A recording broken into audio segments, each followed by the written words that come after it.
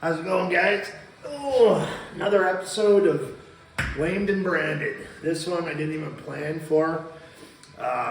It's just that with all the stuff being shared online and everything, I decided, I can't fucking deal with it anymore. And, okay, so I already screwed up. I could start this over, but I'm going to try not to. I had one of my follower friends reach out and just suggested that I stop swearing so much. It's very difficult for me not to swear.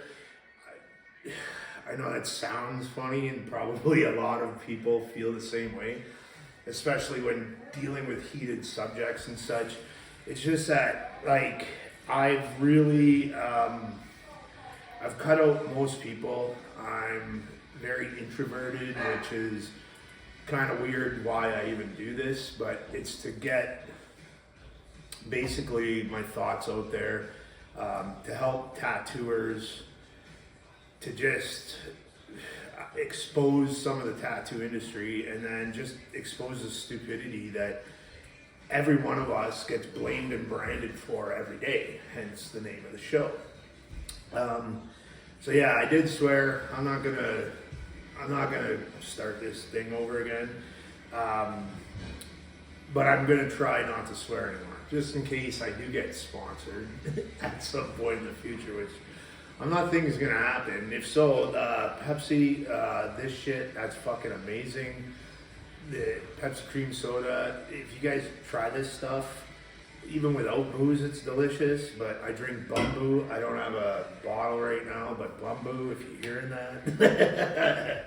Anyways, that's my shtick on that. So I'm gonna try as hard as I can not to swear, but I'm sure when I'm halfway done this, you might hear something.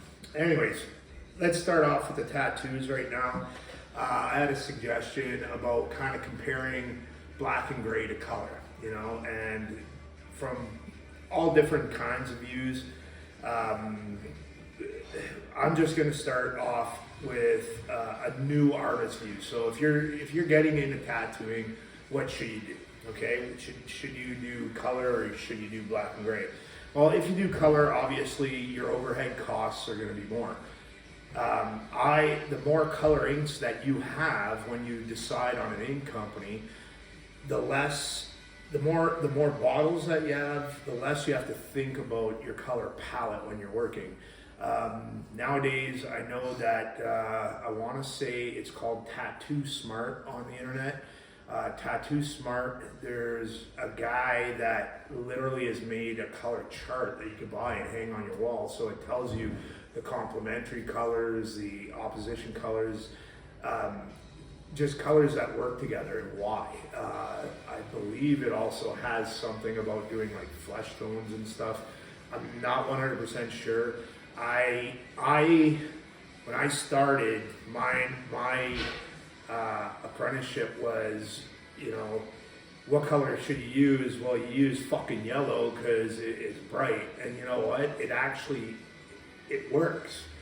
But there's so many different tones of yellow now, If you view my work online, if you go to wahootattoo.com or wahoo.tattoo on Instagram, you'll see there's a lot of texture and a lot of everything in all the work I do. So it's not, you can still pull it off in black and gray, but with color, you get more depth, I find, more definition.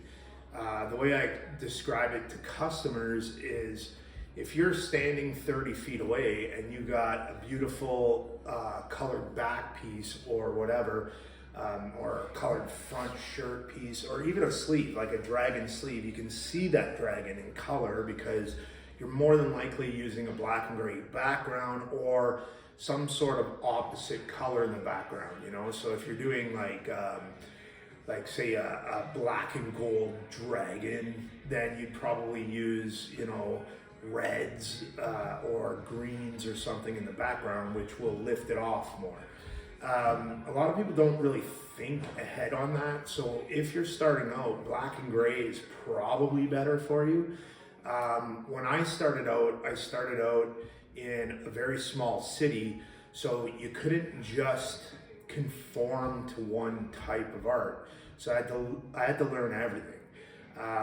Back when I started out, 90s tribal was the best fucking thing going. Like everybody wanted tribal, and to the point where I believe it was after about 3 or 4 years, I was doing 90s tribal sleeves with literally not even drawing them on people. There was no marker, no stencil, no nothing. Just, oh, you want a 90s tribal sleeve?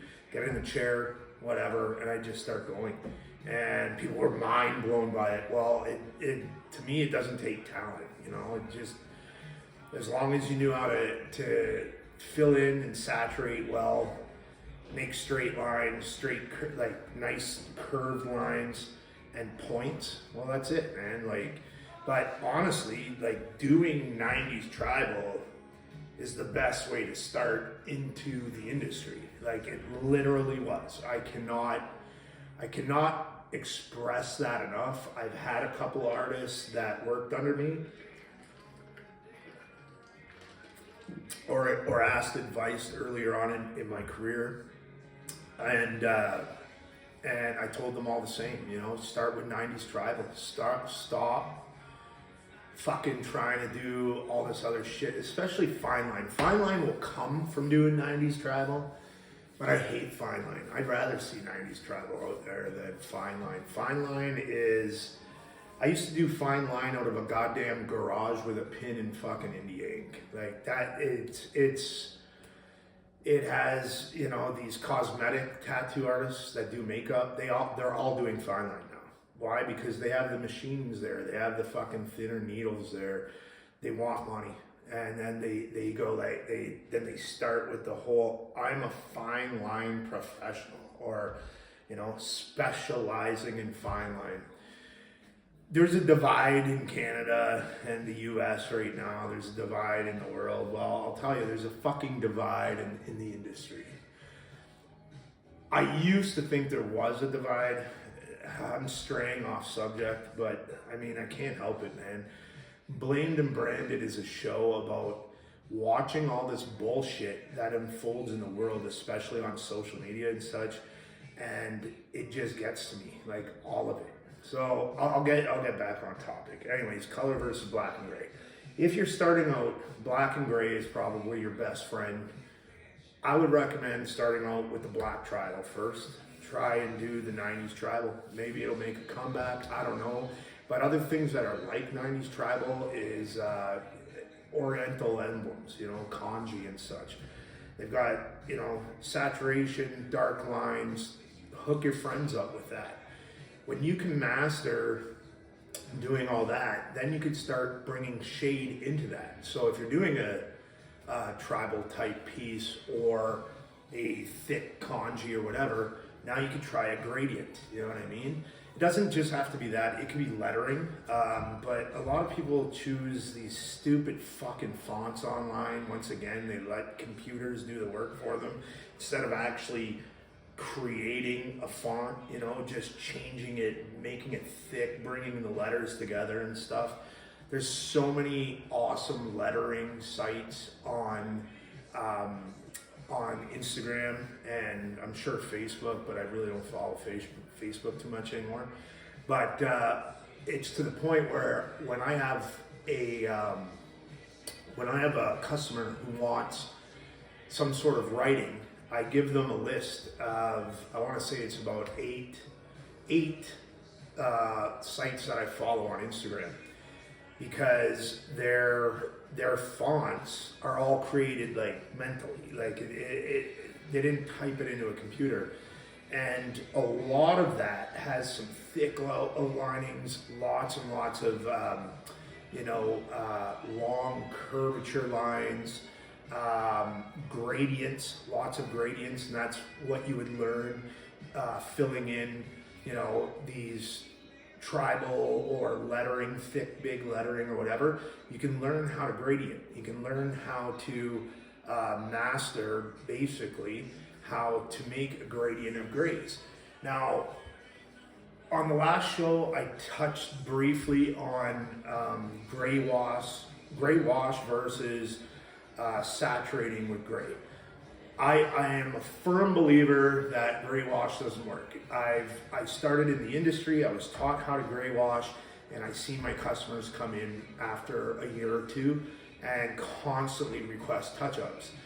I went to numerous conventions, like way back when, like back in the early 2000s, and I've seen people walking around at these conventions with these portraits I've seen in magazines, you know, these giant back pieces and everything else from artists that use gray wash. And when I went up to them and asked them, you know, like what's the deal? You know, I seen your stuff in a magazine and it does not look like that. Well, you know, it's been 3 or 4 years. Well, 3 or 4 years and it looks like that. Like, why? And they're like, well, you know, even the artist told me I'm gonna need it touched up every now and then. Yeah, well, that's bullshit, man. You shouldn't fucking need to fucking sit for another session every couple of times. So if you get used to thinking color like black and gray and just use varying forms of black and gray, like the opaque sets they sell now. I know Fusion makes one. I touched on that, how I don't like that set as much, but at least it's there. Eternal makes a great opaque set, but you can make your own. I was making my own before that. I used to make 5 different grays. I got it down to 4, but instead of using water to dilute or witch hazel, glycerin, whatever, lots of artists use different methods of how they dilute their ink. But if you're diluting and using white while you're using these different grays, or black and using white as a dilutant and putting it in at the same depth, well, guess what? Your tattoo doesn't fade, like, period. It's like a color tattoo. So with that being said, I prefer doing color. And the reason why is, like, although I have many customers that love black and gray, I still love doing black and gray. Don't get me wrong. Black and gray will always stand the test of time. And after tattooing for, I want to say about 10 years, I had this customer say, you know, she's got some colored sleeves that I did, and she loved them. She was like, Dennis, I love the colored sleeves that you did. Like I get so many compliments and everything, but I never thought about it from a fashion point of view, I guess you could say. But she said all of her clothes that she bought, like if she was buying a dress or a shirt or whatever, if she had to wear a work uniform or whatever, she felt uncomfortable because the colors didn't match. And I never thought about it like that. I didn't really, and I was tattooing for a decade and not once was taught about that, not once ever heard somebody kind of complain about it. And although she loves her tattoos, it just kind of made her life a little bit more difficult in that sense. Now, I'm not a fashion guy, hence wearing an old FUBU shirt. I'm only wearing it because it's a fucking 2 extra large and I could fucking fit in again. And this is from when I was a teenager, so I'm pretty fucking stoked about it. And it's the oldest shirt I have, and it's in pretty fucking cool condition. The last time I wore this shirt, I know I'm straying, but it's about fashion, you know? It's fashion. The last time I wore this shirt, I had to wear it. I wore it to the bar. I dressed up like Insane Clown Posse, and I wanted to really look like the 90s. And I had to leave it open all the way down because I couldn't fit in it. So I'm pretty fucking stoked.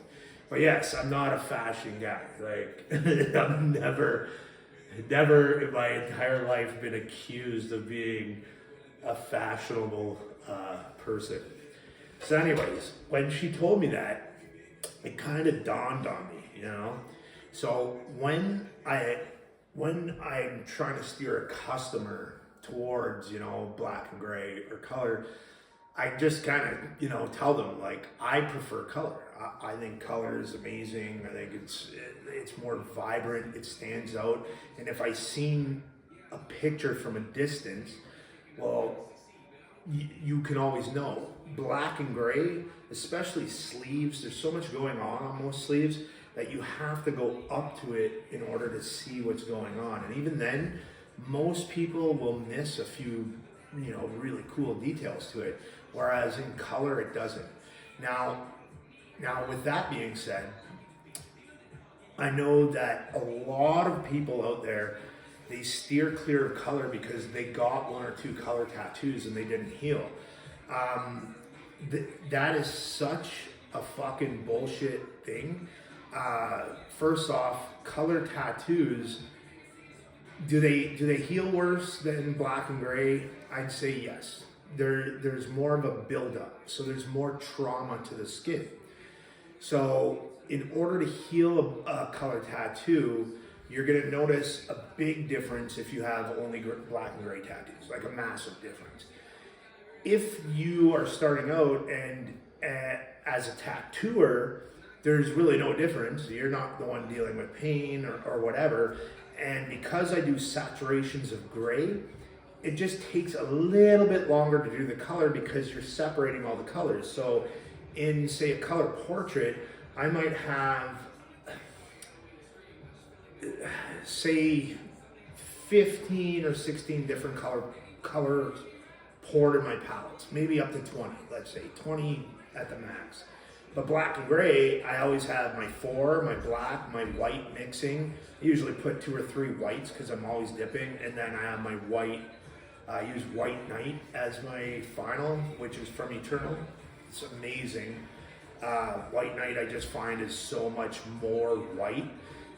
They told me not to try to mix it, but every once in a while, if I'm at the end of a tattoo and I already do the white, I'll use that for light gray, and it mixes just fine. So I'm not sure why the person told me that, but from my experience, I know it works. But I stick to using that other white, just regular white from Eternal for all my mixing. Anyways, when you saturate your overlapping colors, I talked about this on the last show.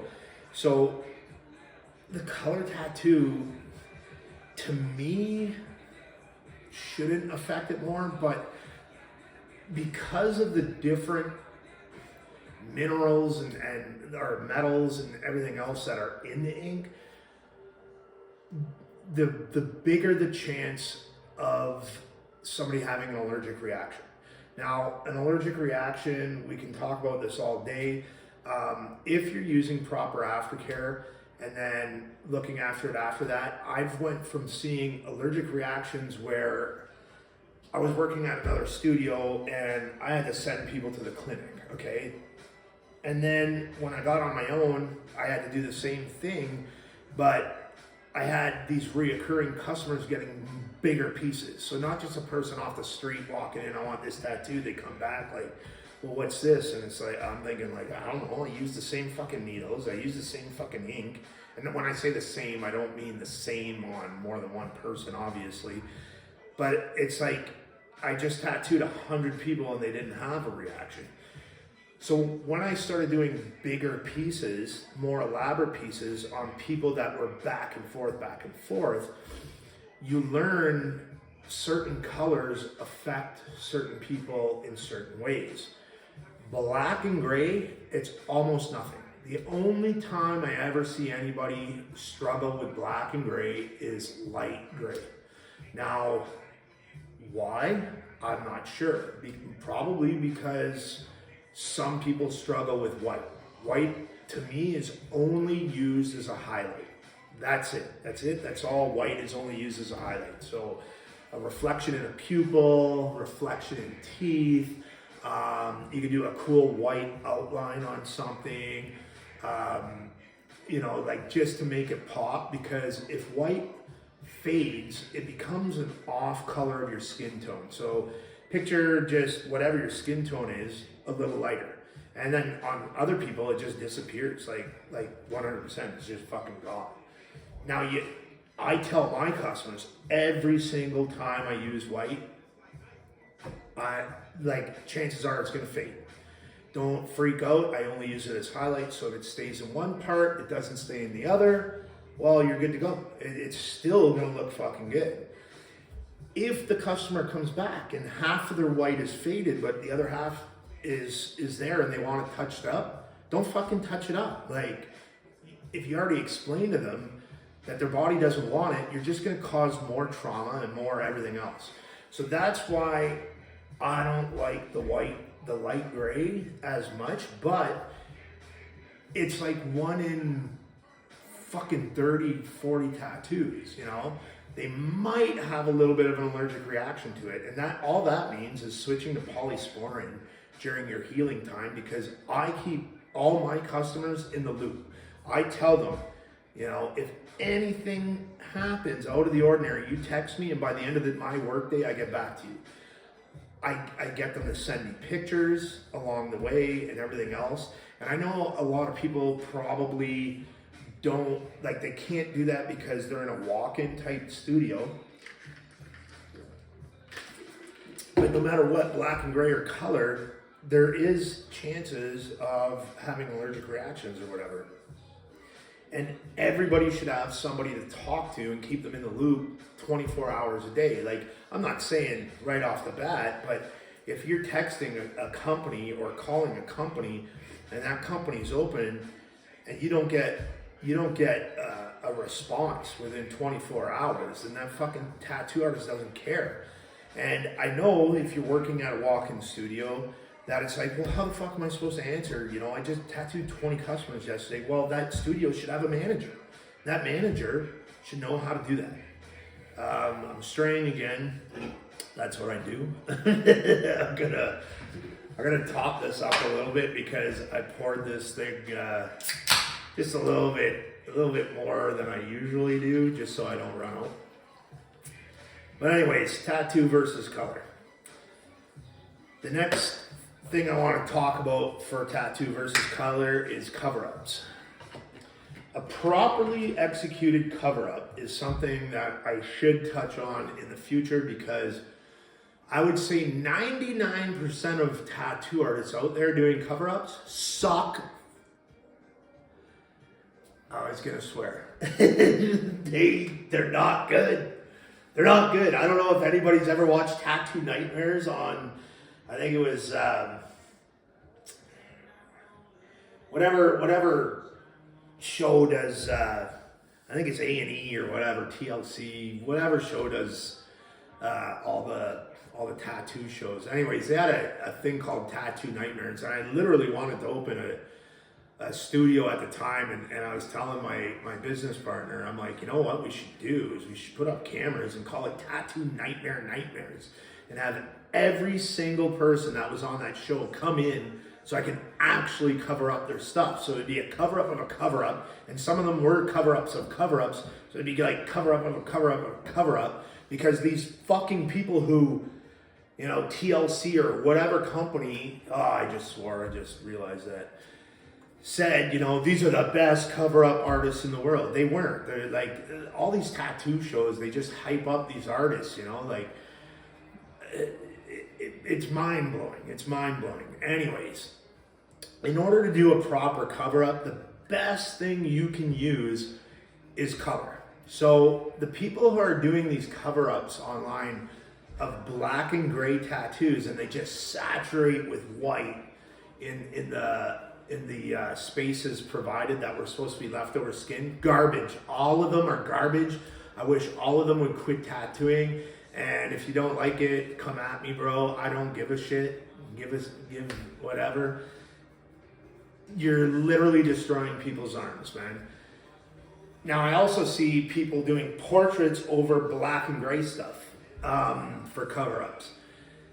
Now, horrible if you're doing it in black and gray. Now, when it comes to color, okay, I definitely do not like how people are taking polarized filters. That's what they do with the black and gray, but they do that with the color as well. And then they'll say, oh yeah, you know, I'm the best cover-up guy in the world, I'm this, I'm that. You're not. You're a joke. Like, you're steering them down the wrong path, okay? I've been tattooing a long time, and I figured out how to cover up full black. Like I'm not gonna say I'm one of the best cover up artist in the world? Like, I know I am. Like, I literally know I am, because I've been to conventions, I've covered up things that I know were impossible for most other artists. And it's about thinking outside the box. So it's tricking your mind into seeing something else. And color is basically the way to do that. Color can saturate more. Now, if you're trying to cover something like this solid black sleeve, but putting a portrait on it, will you see it? Yes, you're gonna see it. You're gonna see it, especially under a black and under a polarized filter, which all these artists love using on social media, and I can't stand it. And I'll call them out every day of the week for doing it. It's disgusting. It's basically catfishing customers, and the way the world is, they don't care. As long as they get, the 100,000, 500,000 followers, that's all they care about. And it's disgusting. To me, it's disgusting. This 13 on my arm, can you see it? So that's wicked. That's wicked lighting. I got some really crazy lights going on here, and I can see it in my thing over here. Now, I have no polarized filters going on right now. If I had a polarized filter, that 13 would be glowing. But in real life, I'm looking at this and I can barely see it. It's just the lighting. That's all it is. This has been done 3 times, like 3 full times with white, saturated. And when I got like the guys who worked for me at the time, and you can ask them, like, when I told them to put ink in, I said, you do it deep, like do it deep. And they're like, oh my God, this is like kind of creeping me out. And it's like, no, man, I want it to be saturated. I don't care. Like, I'll take care of it. It didn't scab up to here, high heaven or whatever. But anyways, it does not appear like that in real life. It doesn't matter how many times you get it. The good thing about the 13 is that it's more geometric. It's like a jersey number, okay? Very hard lines. That's what makes it stand out. Even when I'm looking at it and it's not standing out much at all, at the very least, especially if I shave my arm, you'd be able to make it up. So there's a guy, I want to say his name is Diamond Rich or Diamond Lou Rich or something like that. I'm pretty sure he's got to still have the record for the world's most tattooed man. First, he got his entire body and face, everything tattooed. Then he had everything blacked out. I'm not making this up, man. Look him up. I want to say he might be a member of the HA. I'm not sure. But this guy set like world records. So fully tattooed, then fully blacked out, then fully like writing and stuff like this, emblems and everything, white, red, blue, everything, all over the black. Now he's getting everything covered up by an artist who does geometric biomechanical stuff. So back when I was tattooing, I'm still tattooing, but back when I had my big studio, I was doing a lot of crazy cover-up work, like stuff that just, like, the magazines were there, social media was just starting, it really didn't matter. I don't push that kind of stuff, but my manager's like, man, every time we go to a convention, it just blows my mind that these guys think that they're good cover-ups and everything. And I'm like, dude, I know I can cover up fully blacked out suit, like a fully blacked out suit. I know how to do it. Like, all you would have to do is use permanent blocked shapes, like some sort of like geometric shape, whether it's cubism or whatever, but mix that in with biomechanical stuff, something with a thick, hard outline, and you jam it over, well, basically the color would work. Now, after years, like, I don't know, 3-4 years later, we're at a convention and I meet that guy, and I'm like, oh my God, like I seen you at conventions several times, and now you're getting it all covered up. And he's like, yeah, man. And I was like, dude, like that's 4 layers of ink, 3 fucking full layers. 1, 2, 3, yeah, 3 full layers of ink, and it was able to be covered up. And my manager's like, yo, man, like this is exactly what you said. And I was like, I know, but it's because I've been doing cover-ups for so long. So anyways, I strayed off a little bit there, but I don't know how that guy's doing now. Like, I don't follow a lot of people on social media, but if you want to see a real cover-up, I don't know if his artist would be posting it with all the polarized lens things, but I know there's another guy with like his whole chest is like teeth and shit, and the white looks so fucking white. Total bullshit. All polarized filters. I don't give a shit. He could go, because there's no way it looks like that. There's just no way. I've been around the block way too long to even know that, man. Or to not know that. Anyways, so there's color versus black and gray from a lot of different views, I guess you can say.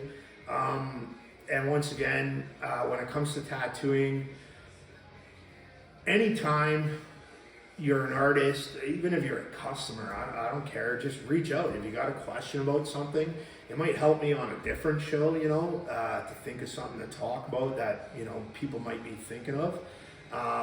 But definitely reach out. You can go on dp.ssgoat on Instagram. Wahoo.tattoo, that's my tattoo thing. I always answer that, usually within a day or two. Facebook, not so much. But yeah, there's ways to get a hold of me, and I'll help you out. Like if there's any questions, like if I get bombarded by it, like I know like not a lot of people are watching this at all, but I mean, one day if it is, and I actually, make a difference in the world from having this show somehow, and I'll hire somebody to answer these questions, they can get to me. But like, I want every artist to succeed, and I'm so sick of these other people succeeding off of the back of real artists. So that's what this whole show kind of is. Anyways, we're going to get off the tattooing right now. We've got a half an hour left, and if you've seen last week's show, I talked about Canada versus the US. And man, I've been following this tariff shit and dealing with stuff in Canada for a long time. I posted a little video that I pulled down because, like, I went off the other day. It was just crazy. My mom is in her late 60s. She can't get a passport because the passport office, because she kept her last name Prevost, and then she got married to my stepdad, Sturgeon. So Prevost was her married name, first married name, but me and my brother were Prevost. So in order to make things less complicated when dealing with children back then, she kept the last name Prevost. And then she added Sturgeon, which was my stepfather's last name. So now her name is Sturgeon Prevost. So on her what do you call it, Alberta stuff, everything is all the same, her house, her identification, everything. Now, trying to get out of Canada when you want to get a passport, if you've never tried to fill out passport papers, it's insane. The passport office we went to was just crazy, filled with people and understaffed, and I felt kind of bad for the understaffed people.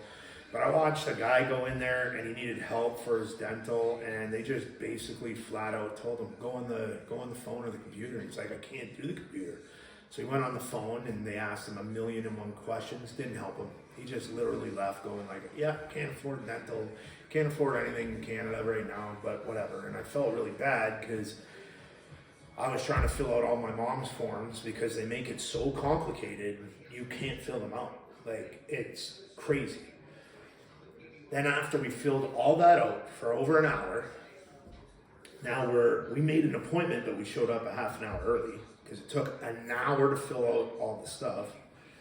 And all these other people are there. And then she sits down, oh, well, you don't have your original marriage certificate. And it's like, my original marriage certificate, like from when I was 20? Like are you crazy? Like, here's all my documents. She's like, yeah, they'll never accept this.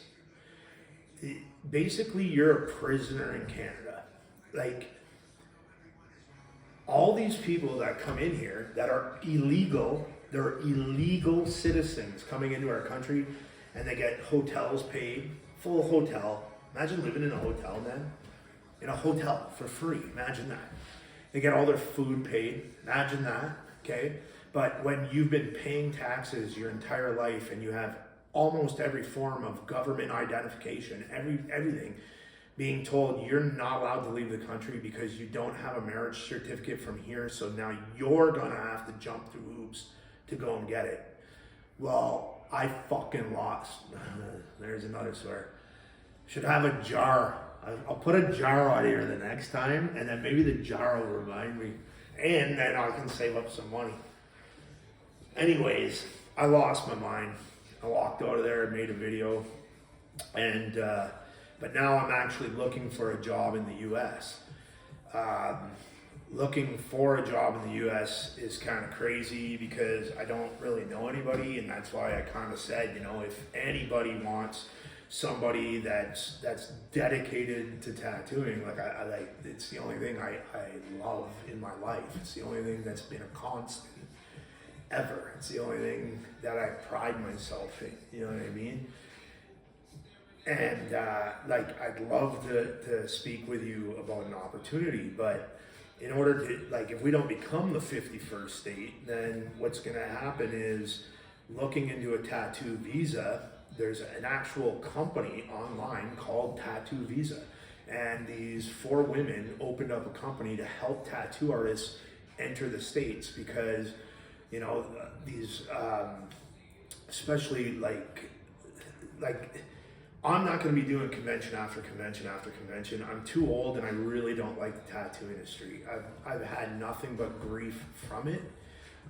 So I don't consider myself to be part of the industry anymore. I know a lot about it, but I'm not friends with a lot of artists. The artists that I do like, though, that do know me as a friend, I love these guys. Like, I think they're amazing people, and I see how what they have to do just to make it through, and it's just not a good situation. But anyhows, there's these world-renowned artists that want to come over here, so basically they can hire these women, and then it takes months to get your visa in order to come over here, in order to travel across the States. Well, I just want to find one place to work, and now you have to have one place no matter what, because they have to sponsor you, okay? And it's 8,000 American dollars minimum just to start the paperwork, just to start it. And ever since I lost my business because of Canada, and ever since trying to grow back because of living in Canada and the costs of it, I just don't have 8,000 American dollars to start. So if I do go to the States, I would have to tattoo under the table, which is like a no-no, like according to the government and stuff. But it's like, I need to get my foot in the door somehow, that, or I've actually been looking into refugee status, because my political views, if I did have a large social media following, I can get arrested for just voicing my opinion on something. It's happening in Europe, it's happening in Canada. People who objected to the shutdowns during COVID while they were losing their businesses, why can't a person like me who did lose their business, who did have no help from the government, why can't I get refugee status in the States? Like, I'm hoping Trump does that. And yeah, I'm wearing red and white, and I got this, but I won't be making this fucking flag anymore, man. This one is done. And it just sucks that the American one fell.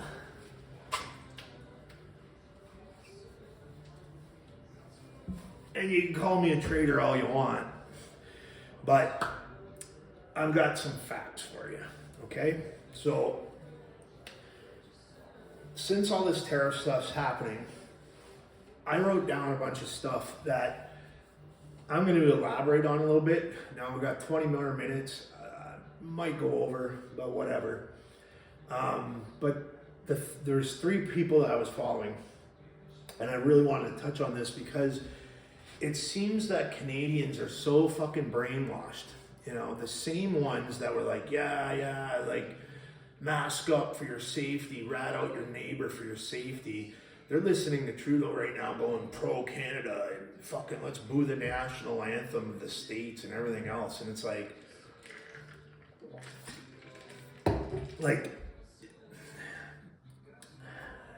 they're just so brainwashed. It's crazy. So let's just start off with Trump versus Trudeau. And it was a woman that posted this.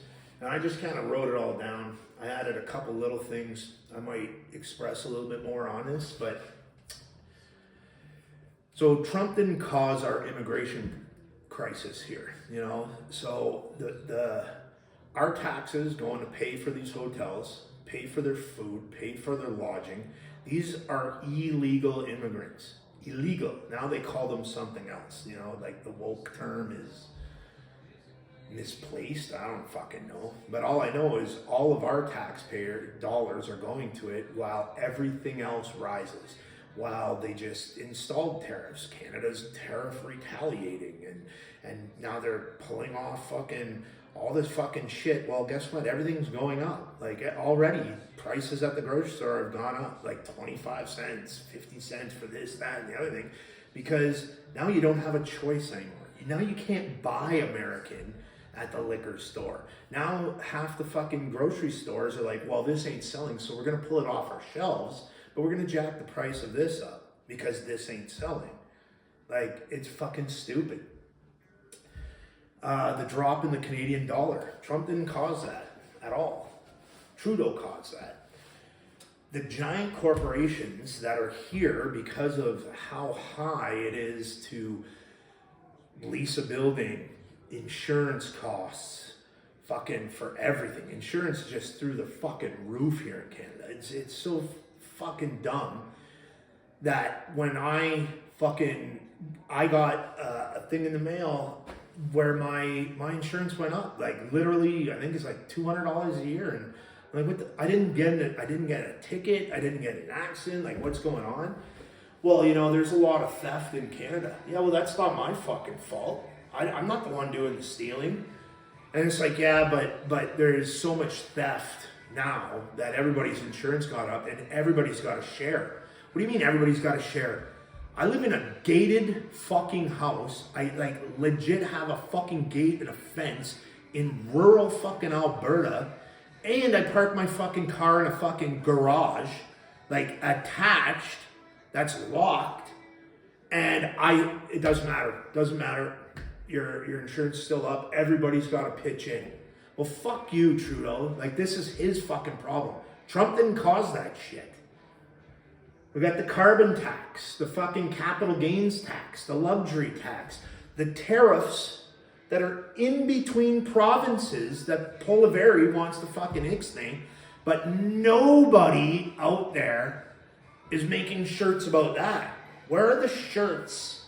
How come there's not a million? There's all these strong and free and elbows up bullshit and these fucking Mike Myers on fucking Saturday Night Live. Yeah, man, I'm done not swearing. Sorry, but like, I've been trying. This is a heated thing.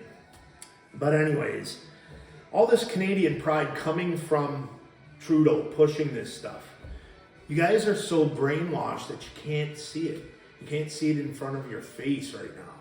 Like, they got the celebrities doing the same thing they did to you before. Oh, we got to mask up to save lives. You know, Don't go visit your dying grandparents in the hospital because it's for the greater good.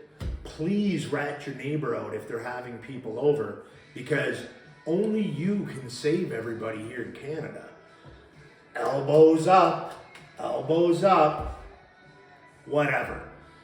Trudeau caused all this. All the fentanyl that China's been producing here and shipping through here, but nobody seems to care about that. All the ODs. Canada is killing US citizens because of the Chinese and the factories that are here. And speaking about that, the healthcare crisis. So we have a healthcare crisis here in Canada. You can't get help. I've been on a list, the list for getting my brain checked. That's why I started with the whole carnivore diet, and it's helped greatly. Like it really has. Like if you ask anybody who knows me like really well, they'll tell you there's a night and day difference. Now, like yes, the weight loss. I've talked about the carnivore diet on another show, but if you don't take care of yourself in Canada, you're dead. They do not care for you. They do not care about you.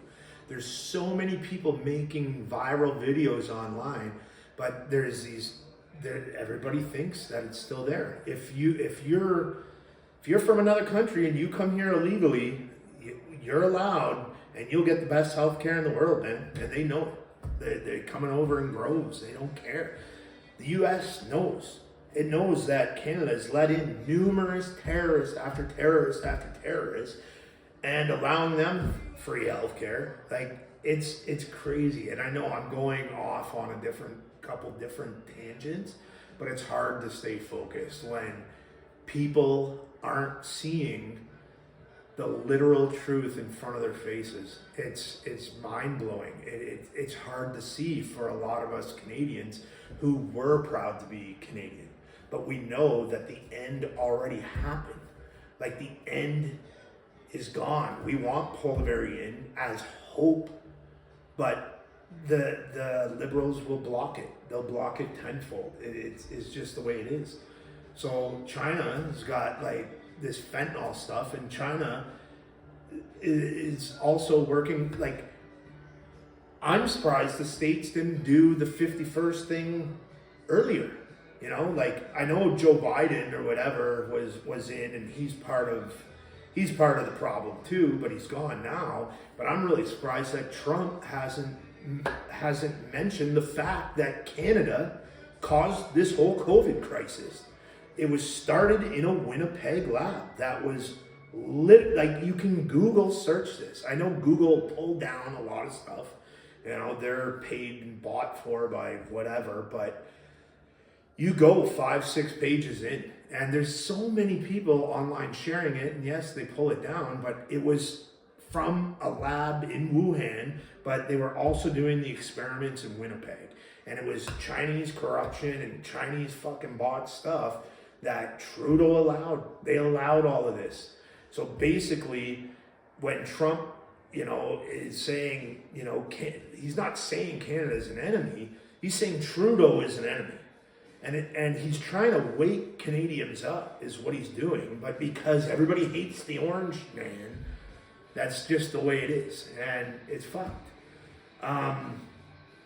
Trump didn't close down Parliament. He didn't quit and close down Parliament here and not allowing an election to happen. Jagmeet Singh and fucking Trudeau are the ones doing that. Trump has nothing to do with that. We cannot have an election right now. And guaranteed, when they put Carney in, I already mentioned this on a video. Well, that might have been on my other video. But anyways, they're legally allowed to keep doing that beyond whatever, like beyond our October election that should be happening. They're going to stall that a full year. And if you don't think they are, just remember who said it first, because they're going to be able to do that. Canada needs a revolution. Like, they need a revolt, and it's crazy. It's crazy that we don't have it. And I know why I'm not doing it right now, like myself, is because I still have things to lose. we're all in Canada and we're all losing, but nobody's come to their final thing. But the people who have lost everything, their houses, their lives, their vehicles, their family members, everything. How are you guys not sleeping on the streets of Parliament right now? Why is there not?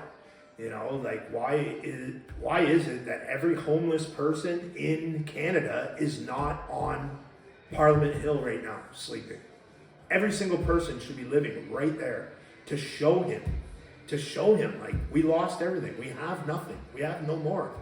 You know what I mean? He won't care, but at least maybe, just maybe, the RCMP might do their job for once in their life and arrest the criminals that are destroying this country. And we all know with all this, the scandals and everything, like Trump didn't do all of this. Trudeau did. Trudeau's wealth went from $3 million to $300 million since he got in office. Like, come on, man. Anyways, they forced you to get the vaccination. They told you you wouldn't be able to have your job and everything else. None of that was Trump. None of it. Not one single thing. Now let's talk about these tariffs that he's doing. He imposed a 25% tariff when we were barely getting tariffed on anything. Okay, and everybody thinks we're getting charged. So you got these douchebags online going elbows up and let's do this and let's do that. Like complete, like lunacy. Like you are following what Trudeau wants. Legit. Like me personally, I think everybody should stop buying Canadian. Every single person should just not buy Canadian. And then these giant corporations and companies will have no choice but to force Trudeau out because of this. But, okay, let's buy Canadian. And I was just talking to a couple people today about this. And all these shelves that are being, let's put a maple leaf on everything, right? So nobody's buying anything else, so they're pulling those things off the shelf. Not just like the LCBO or whatever. We're talking like grocery stores and stuff.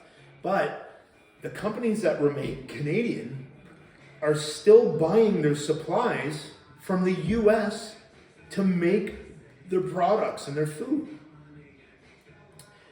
And most of them are giant corporations that don't have to pay those tariffs. And the ones that do, they're passing that cost on to you, okay? And if you can't see that, then you're fucking stupid. Like, wake up. So there's this gentleman that posted a thing online about how much tariffs cost, okay? I'm just gonna rhyme through how much Canada has been tariffing the States, okay? Now, at the end of this rhyme through, I'm gonna go through a couple of these, just so that your little brain, in your little head that can't compute math, even though we all have a calculator on our phone and you can't figure it out, which blows my mind, I'm gonna compute that at the end for you, just so that you can see this, okay? So milk has been tariffed 270%, 270% on milk. Cheese is 245%, butter is 298%, chicken is 238%, sausages are 70%, barley seed is 58%, meat is tariffed at 26.5%, cars are tariffed at 25%, HVAC is tariffed at 45%, vacuums are tariffed at 35%, cable boxes are tariffed at 35%. What is that? I can't read that one. My hand kind of erased part of it. Steel is taxed at 25%, aluminum at 45%, copper at 48%. Okay, now that that's what Canada has been tariffing the States, okay? So now Trump does a 25% tariff all around, 25%. Well, we're taxing over 100% on so many of these that it's ridiculous. Now, when you heard all these numbers, okay, milk at 270, so I'm not sure how much milk really is. Like, let's just call it 4 gallons of milk, or 4 liters of milk. I did these small numbers at $10, okay, $10, so that the dumb people out there, and I'm sorry for calling you dumb, like, well, I'm not sorry, I'm trying to wake you up. I'm trying to educate you on how bad Canada is right now. Like, your elbows up, what you're elbowsing up for, what you're banning saving $1 when we're being taxed on the carbon tax, so much extra money when we're the only people in the world being charged a carbon tax, while the mines that are in Canada mining coal sell it to China, and China burns it. But we got to pay a carbon tax. The only country in the world with it's mind-blowing. It's mind-blowing that people can't wake up to the stupidity. A 270% tax on milk from the States, okay? So a 4-liter jug of milk, let's just call it $10. I don't know what it is. It could be $7. It could be $13. I don't know. I don't pay attention to that. When I need to eat, that's it. Let's just call it $10. So we're rounding up, we're rounding down, I don't know. $10.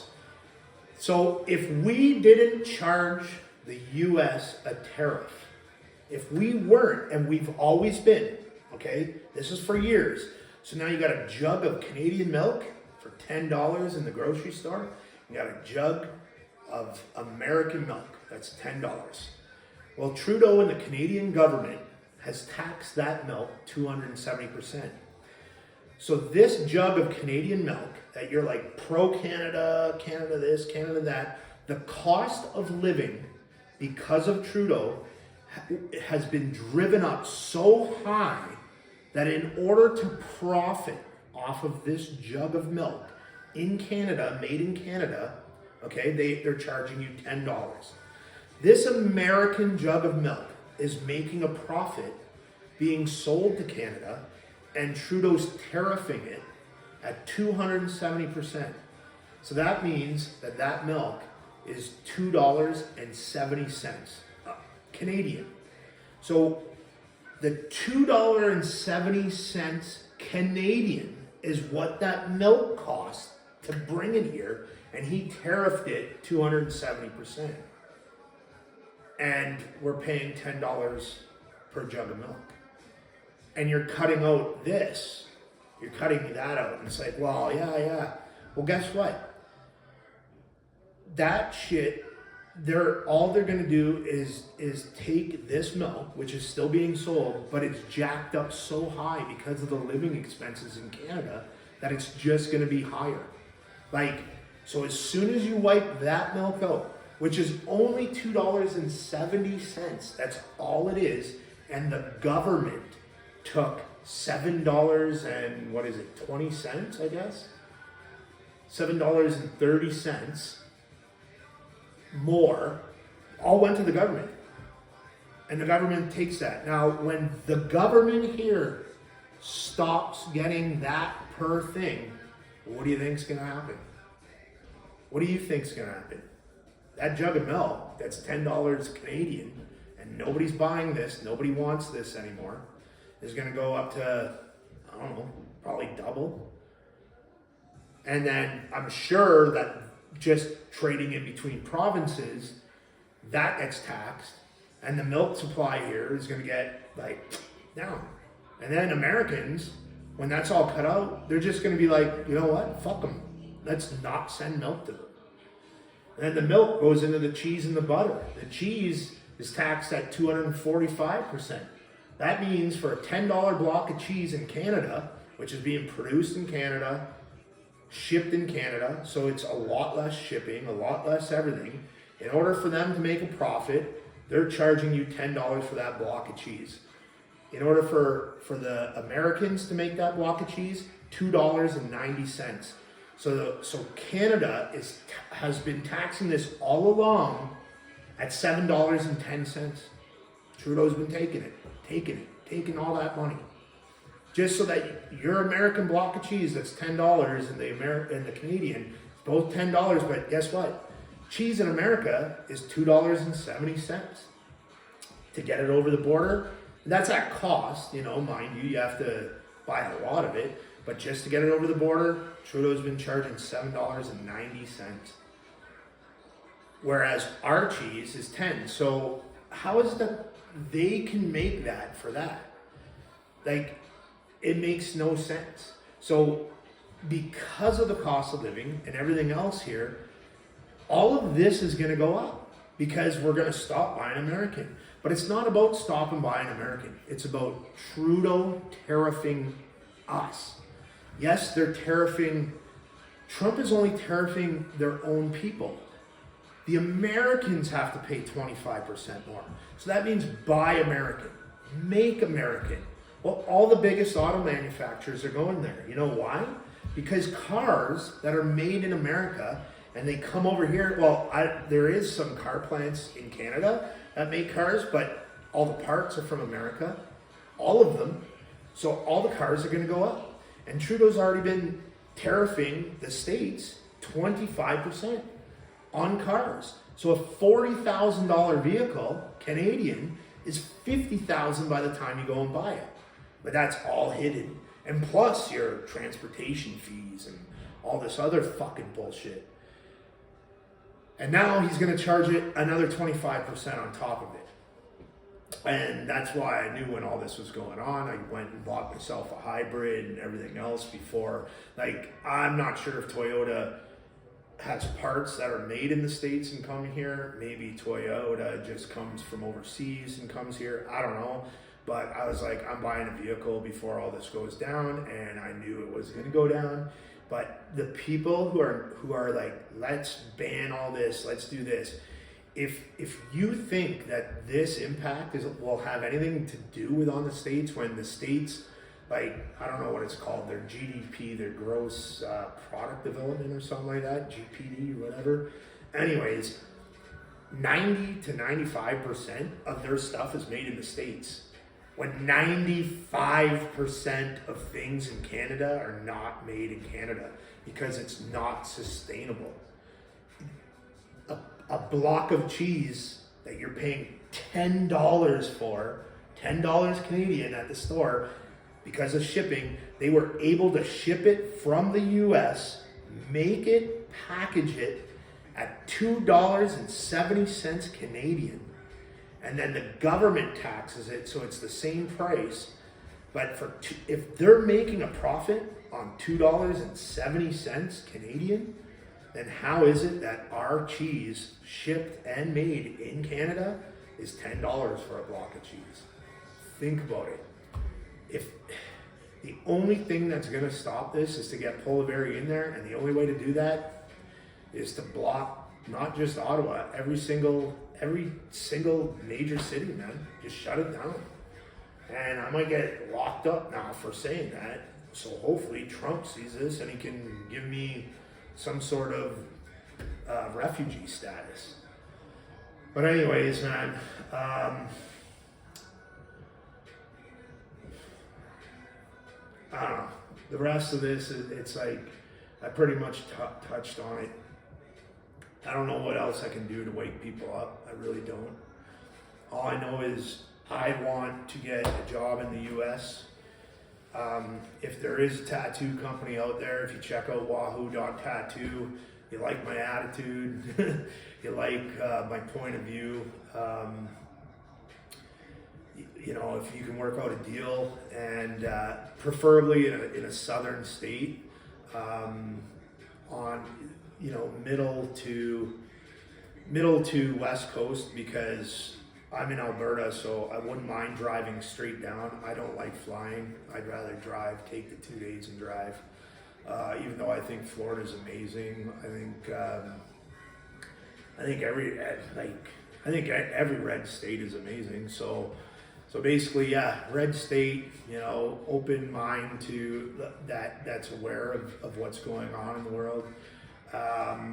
If you guys have a spot for me or whatever, and we can work something out, maybe, you know, become, I don't know, a visa sponsor or a refugee sponsor. I can dedicate 3 to 4 months out of my year to tattooing down there, maybe 5 months for the first year to help whatever, you know, basically help with the studio, either setting it up or getting those clients in for bigger pieces and such. Hit me up at dp@wahootattoo.com, or just write me a message at wahoo.tattoo. And until then, man, I hope everybody stays safe and knows that I do love Canada. I do. I grew up here. I've seen it change so much. I knew things were getting bad before COVID even happened. After COVID, I don't recognize it anymore. So I moved to Alberta, and I do recognize out here.